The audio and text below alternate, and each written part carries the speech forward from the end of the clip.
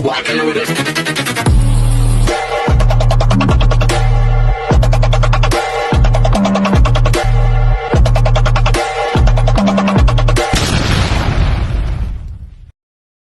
Hi everyone! Good evening! I'm back! It's your Mama Sam dito sa Sam Sam TV. Kamusta naman kayo mga amigo, amiga, kumare at kumpare? Sana lahat kayo ay okay at safe ngayon. Charot. So yon. So parang wala tayong mga ganap today, no? So napansin ninyo, tahimik ko. Paano naman kasi gumimik kami kagabi, syempre ng mga boys ko, charot, ng mga lovers ko, charot, ang dami lovers. Ayun, so syempre gumimik kami.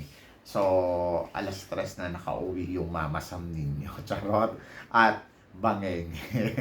Ayun, so nag-enjoy naman ako kasi parang feeling ko kailangan ko mag-unwind after ng Miss Grand, Miss Universe. So, relax, relax kapag may time, di ba? Hindi naman ako lumalabas na madalas. Pero, alam mo yon, paminsan-minsan talagang binibigyan ko rin ng kasayahan ng sarili ko kasama ang mga boylets ko. Charot, boylets talaga. Yung mga co-teacher ko.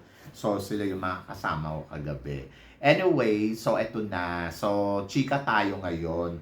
Ang chika natin today, kasi may nakita ako na ang dami palang pinagpilian talagang damit ni Chelsea Manalo dito sa Miss Universe. So, may nagtatanong sa akin kanina. Sabi nga, Mama Sam, tingin mo kung nairampa ba ni Chelsea Manalo yung kanyang evening gown sa Miss Universe na suot-suot nung finals, tingin mo kakabog siya hanggang top 5, di ba? Kayong tanongin ko, tingin niyo kakabog ba? Ako para sa akin, ang dami kong nakitang pinagpilian niya, 4 yata. Gusto ko yung blue. Di ba sinabi ko na yun sa inyo na gusto ko yung blue kasi para iba naman. Oo. Kasi lahat ng nakikita natin, lagi may slit, laging backless, pero yung sinuot niyang blue, okay yon. Sobrang gustong gusto ko yon. Kasi parang ang reyna-reyna ng dating niya doon. Sabi ko nga, kung halimbawa, napasama siya sa top 12, di ba? So, kung susuotin niya uli yung color blue, I think winner pa din siya. Oo. So, kakabog siya hanggang top 5. Oo. So, naniwala naman ako kasi sa creative ng gown ng Manny Halasan. Alam naman natin na syempre pinag-aralan nila ng maigi yun. At alam natin na talagang pinaghandaan nila yun. So, gusto ko yung gown na yun, yung ball gown, yung ang laki. Kasi parang hindi tayo gumagamit ng ganong gown sa Miss Universe. At least, di ba, para maiba naman. And then, parang feeling ko nadala naman ni Chelsea Manalo ng bonggang-bongga. Konting atake lang talaga na mas winner, di ba? So, yan. And then, pangalawa, kung doon naman sa suot-suot niya, na yun during nung coronation night talaga, I think kakabog. Kakabog pa din. Kasi, alam naman natin si Chelsea Manalo kung paano naman to umiksena pagdating sa evening gown. At ito, similarity nung gown niya noong coronation sa Miss Universe Philippines. So, mas gamay niya kung paano umiksena ng bonggong-bongga. So, parang feeling ko kaya niya. Kaya niya pa rin dalhin ng maigi yung gown na yun. Kasi ang ganda naman ng cut at ang ganda naman ng style. Kaya sabi ko, ay winner pa din to. So, yon. Ewan ko, may tiwala kasi ako kay Chelsea pagdating kung paano niya dadalhin yung sarili niya sa bawat eksena eh. So, doon sa part na yon, sabi ko, I think carry niya. Oo. At kung hindi mo siya pumasok sa top 5, at least naka-top 12, di ba? So, yon. So, ganun lang naman. Wala naman tayong kasi, alam niyo, sa totoo lang, ang laban kasi dito, medyo mahirap din. Kasi hindi mo alam kung sino ba talaga yung papasok, sino ba talaga yung makaka-eksena. Pero ang bongga dyan, kung paano tayo nakakapasok sa mga semifinals. Sabi ko ngayon, maka-top 30 na lang, winner na yun eh. Saka imagine ninyo, si Chelsea, malayo ang narating niya dito sa laban niya sa Miss Universe. Kaya ngayon mga nagre-reklamo, naloka lang ako sa kanila ng bonggang-bongga. Kasi parang bakit ganun? Parang hindi nila na-appreciate yung ginawa ni Chelsea Manalo. Bakit naghanap sila ng iba? Di ba? So, kung iisipin mo, nailaban niya ng todo. Ang hirap sundan ng standard ni Ang hirap sundan ng standard ni Michelle D. At hindi biro yun. Yung alam mo yun na parang kakabugin mo papantayan mo yung eksena niya. Mahirap yun kasi talagang grabe yung iniwan ni Michelle D. Pero, nakaka-proud din naman si Chelsea Manalo kasi iba din naman ang ginawa niyang eksena. Kumbaga, momento niya to eh. Kanya to eh, di ba? Sabi nga ni Gloria Diaz, siguro hindi lang niya time na manalo, pero nakita naman natin na talagang inilaban naman ni Chelsea Manalo ng bonggang-bongga yung laban niya dito sa Miss Universe. At kung iisipin mo, challenge to sa atin eh, yung Miss Universe ngayon. Challenge to kay Chelsea Manalo kasi i-break mo yung makakapasok ka kaya sa semifinals. Ayun, ganon. Kasi di ba parang sumpa yan sa atin na kapag sa Mexico gagawin yung Miss Universe, parang hirap na hirap tayo. Pero nagawa pa rin ni Chelsea Manalo na pumasok sa semifinals. So doon, break record yun, di ba? So, partida yun, ha?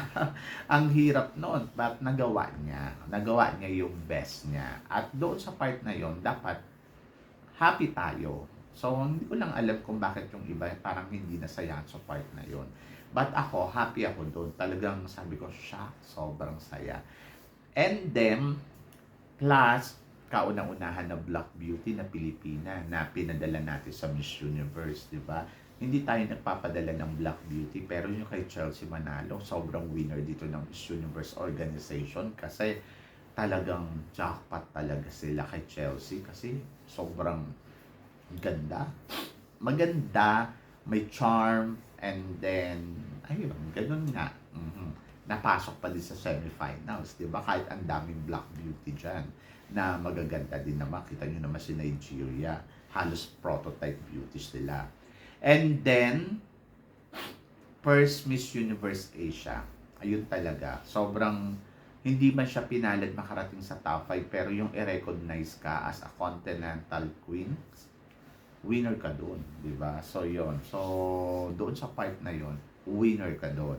At bongga yon. So, para sa akin, winner talaga siya, di ba? So, yon. Kaya, sabi ko nga, dapat naging happy talaga yung lahat at wala dapat hanash kasi sobrang, kung iisipin mo, hindi natin kailangan magpadala ng ano pala, ng Diyosang-Diyosa, na yung katulad ng mga iniisip natin kasi kahit sino, kapag yung determination nandiyan, kayang manalo. At yan yung nangyari dito kay Chelsea Manalo. Sobrang panalo, di ba?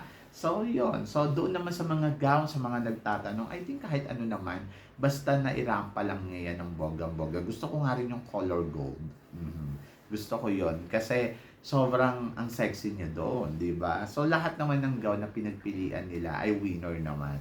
At kung ano man yung choices na pinili nila dyan, eh, nailaban naman nila yan ng bonggang-bongga, lalo na yung blue ball gown. Sabi ko nga, panalo dito si Chelsea. At nagustuhan ko siya para kay Chelsea, di ba? So, yon. So, wag na nating isipin kung ito ba ang sinuot niya, ay makakapasok ba siya sa top 5. Ang importante ay naitawid niya ng maigi yung pageant, na ilaban niya ng maayos ang bansa natin sa paraan na alam niya. At ayun, malayo naman yung narating at hanggang ngayon nga ay 'di ba, maraming nasasayahan sa nakuha niyang titulo ng Miss Universe Asia. At ayun, tingnan natin kung ano yung next na mangyayari kay Chelsea Manalo. Ang importante dito guys, hindi tayo nawala sa eksena. So yun. At doon naman sa nagsasabi na hanggat nandiyan si Kunan, hindi tayo mananalo. Talaga ba? So parang sinabi na lang din natin na huwag na lang tayo lumaban ng Miss Universe kasi hindi naman tayo mananalo. Kumbaga parang siguro isipin natin yung positibo na pwede naman nating makuha yan. Challenge nga yan sa atin di ba? Ichina-challenge natin yung bansa natin sa mga ganitong organization na kung paano nila mapipili ang Pilipinas. So, siguro dapat lang ipagpatuloy lang natin yung suporta natin sa ating organization na Miss Universe Philippines. And then, pangalawa, siguro dapat support tayo sa kandidata. At, ayun, pakita natin sa kanila na no matter what happen, ang Pilipinas ay isa sa mga malakas talaga pagdating sa mundo ng pageantry. At ipakita din natin sa kanila na ang kandidata natin ay hindi basta-basta. Ganon. At darating yung araw, tingnan ninyo, masusundan ng another Catriona Gray ang ating Miss Universe title. Oo. So, masusundan yan. So, huwag kayong mag-alala. Basta keep going, keep fighting. Tingnan nyo ngayon Thailand sa kabila na sinasabi ninyo na, naku, ang Thailand, mananalo yan kasi nandiyan si Kun An. Pero hanggang ngayon, nahihirapan pa din sila talagang may tawid yung laban nila na para masungkit yung corona. Eh, sana, nung unang ano pa lang, nasungkit na nila. So, nandoon din na nagbabakasakal sila nagtatry. Unfair naman tayo kung sasabihin naman natin sa Thailand na lagi na lang na nako, priority na sila. Siguro nandoon na panahon lang nila siguro ngayon. At ayun, siguro dahil ang gusto nila ay makuha talaga ang corona ng Miss Universe. Kasi yun yung goal nila eh. So, syempre, pinagtatrabahuan naman nila at nakikita naman natin. So, tignan natin in the future, di ba? Malay mo, pala rin sila or tayo, di ba? So, yun, basta ako naniniwala ako mapupunta pa rin uli at babalik sa atin ang corona ng Miss Universe sa tamang kandidata lang na, alam mo yon, may swerte at destination niya na manalo ng Miss Universe. Diba? So, yan! Kasi sabi nga ni Gloria Diaz, dapat, ano mo yan, destiny mo. Oo, kasi sa'yo mapupunta yan. And, everybody's happy naman eh, di ba? Oh, so yan, ganon. Kayo guys, ano guys ang masasabi ninyo dito sa mga pinag-uusapan natin ngayon? So, i-comment below mo yan para at least malaman ko naman kung ano ang chika mo sa mga tinatalakay natin. So, yon. So, syempre maraming salamat po sa inyong lahat sa suporta at pagmamahal na binibigay ninyo syempre dito sa channel ko at sa mga hindi pa po nakaka-subscribe dyan.